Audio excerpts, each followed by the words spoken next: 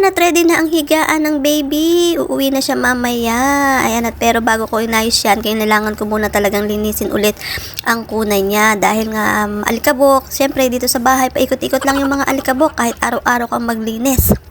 Anyway, highway mga kananay ko, eto nga ang chika. Alam nyo ba na sa tagal ko na rin nagtatrabaho dito bilang isang kasambahay, ayaw ko talagang tumanggap ng may newborn baby. Kasi nga, malalaki na yung mga anak ko, mga binata na sila. So para sa akin kasi, parang ayaw ko na ulit mag-umpisa dahil parang ako din yung nanganak noon. O diba, talagang lilinisin mo yung mga feeding bottle niya, diaper, pero ayan nga, nilagay ako sa sitwasyon na kailangan kong harapin.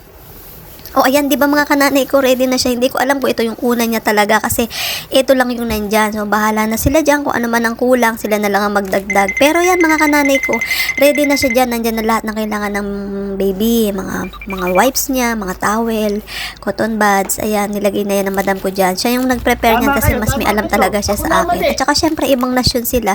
Iba din naman ako.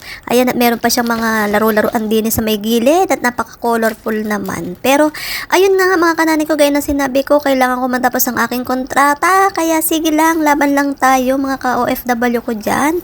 Alam ko meron pang mas nahihirapan sa sitwasyon ko dahil talagang ayaw ko sa sitwasyon na to. Pero nandito ako ngayon. Diba? Ang inyong palaging inang galit pero lagi nakangiti. Diba? Ready na siya. Daday.